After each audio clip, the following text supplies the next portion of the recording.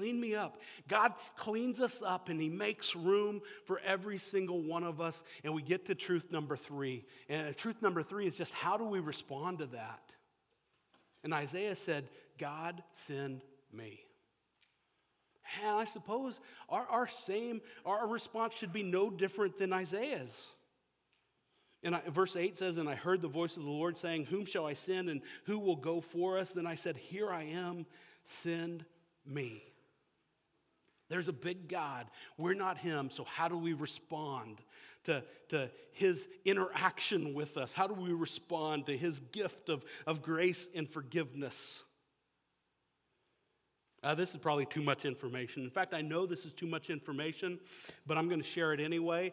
I am a shower in the morning guy, not a shower before bed guy. Right? I'm going to get cleaned up to go out. And God here cleans Isaiah up, and then Isaiah says, send me out. Send me. Every one of us ought to be moved to the same sort of response. And there are good reasons. There are good reasons sort of intellectually to think, man, I need to pay attention to this. There are good reasons that we can study and learn and know that our response ought to be to turn our lives over to him. But don't you get a sense that Isaiah is sort of caught up in the moment? Don't you get a sense that Isaiah is responding sort of emotionally? And we sort of look at that and we maybe frown on that. But man, this ought to be an emotional response. I'm reminded of Matthew chapter 9, verses 36 to 38. This is what it says. In verse 36, when he saw the crowds, he had compassion for them because they were harassed and helpless, like sheep without a shepherd. Then he said to his disciples, the harvest is plentiful, but the laborers are few. Therefore pray earnestly to the Lord of the harvest to send out laborers into his harvest. When he saw the crowds, he had compassion. That Greek word is splachna.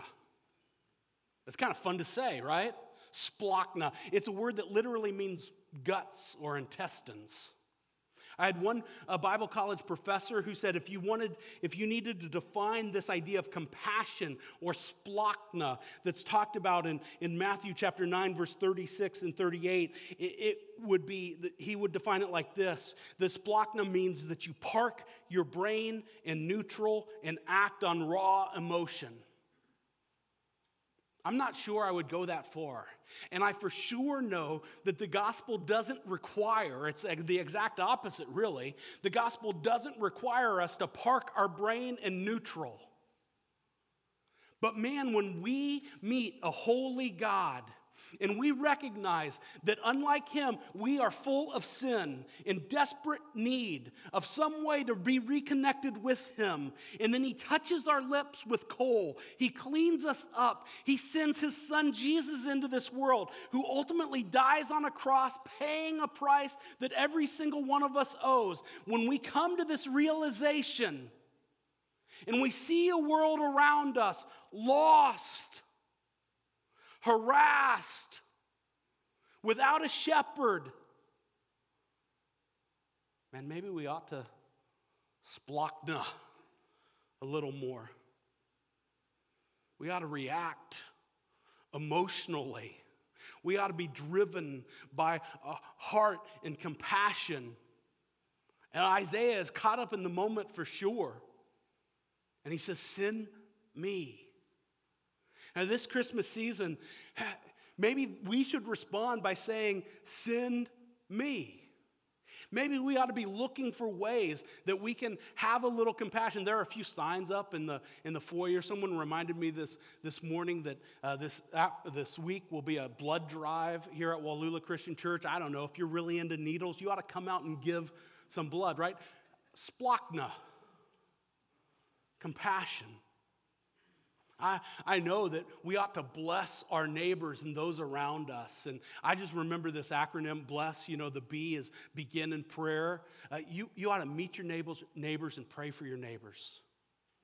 That's sure the folks that live next to you in your neighborhood, but the folks you work with, that you bowl with, whatever the deal is. right? Begin in prayer. Be praying for those folks. That guy that irritates you at work, and you're kind of hoping, you'd never say this out loud, or maybe you do, man, I hope he gets fired. Pray for him. Begin in prayer. And then listen. Listen a little more to that guy. Listen to your neighbors. I don't mean this in some touchy-feely sort of way. I just mean live life with the folks around you. Really build relationships with them. The E in bless is just to eat with others. Continue that relationship, kind of take it to the next level. Eating in the New Testament always was this way of conveying sort of intimacy. That's why Jesus got in trouble with who he ate with so much.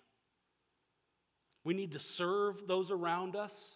Look for ways, maybe it's that blood drive, maybe it's getting together in a week or so and caroling and just bringing a little cheer to folks that have a little more difficulty getting out or maybe are a little lonely or what have you.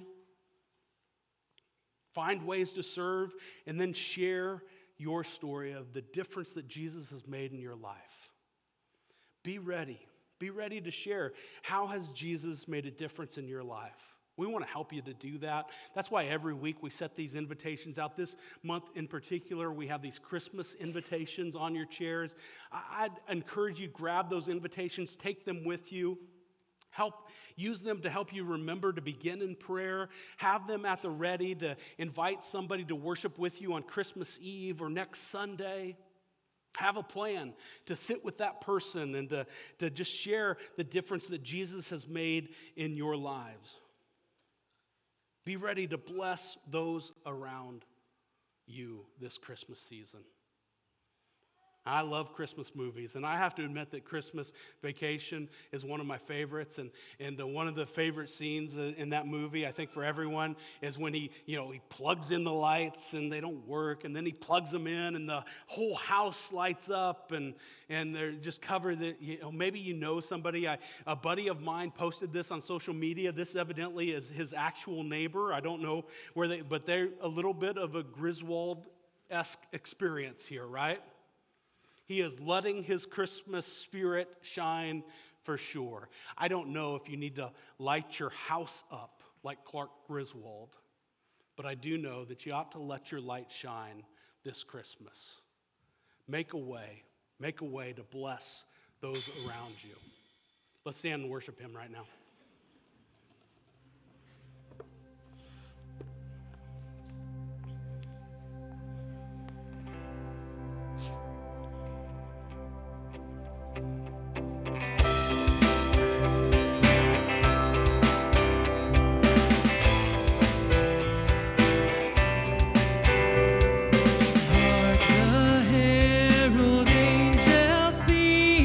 Glory to the newborn.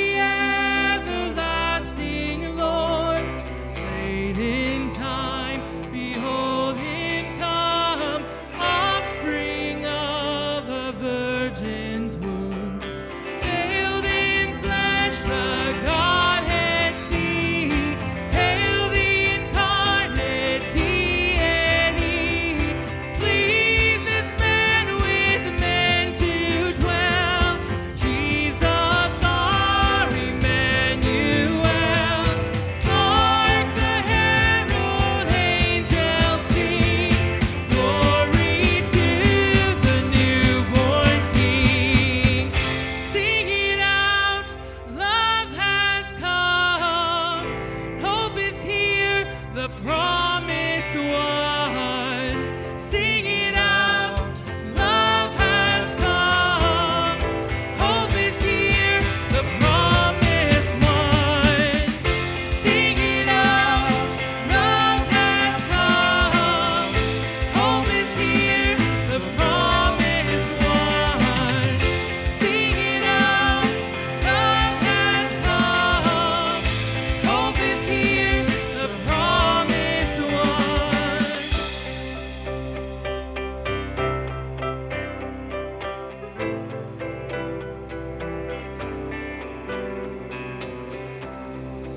Amen. Thanks for being here today to worship with us. We love you guys, and we'll see you next weekend.